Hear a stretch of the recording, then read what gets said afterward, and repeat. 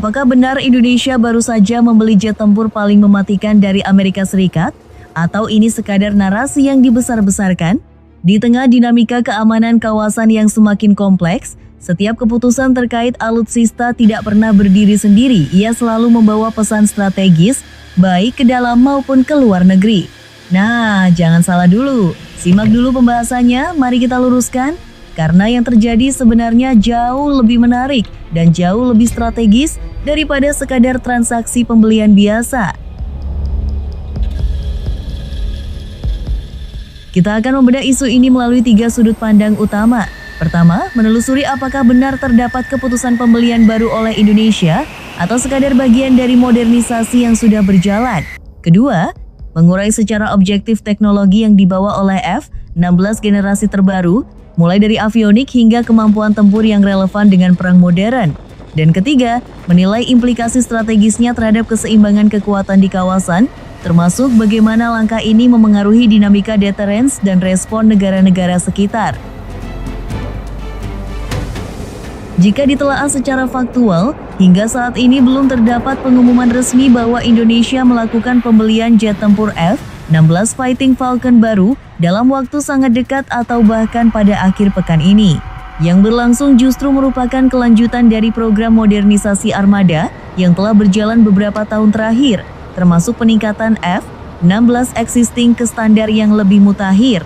Program ini dikenal sebagai peningkatan ke varian F-16 Volt Viper yang menghadirkan lompatan teknologi signifikan melalui penggunaan radar Active Electronically Scan Array, sistem avionik digital generasi baru, serta kemampuan integrasi persenjataan yang jauh lebih fleksibel.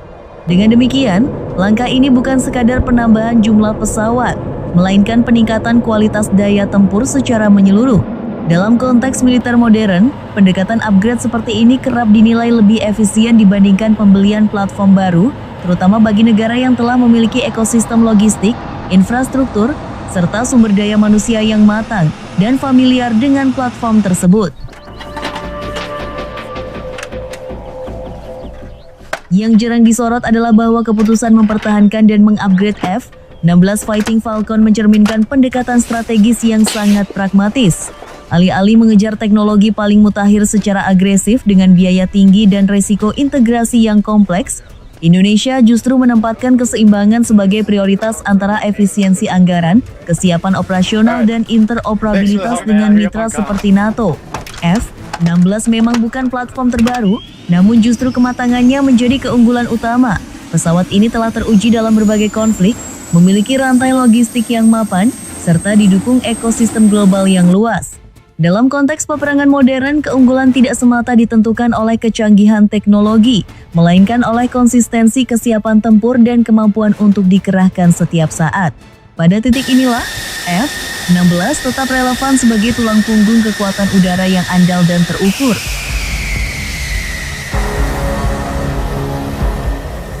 Jadi, apakah Indonesia benar-benar membeli jet tempur baru yang mematikan pada akhir pekan ini? Jawabannya tidak sesederhana itu.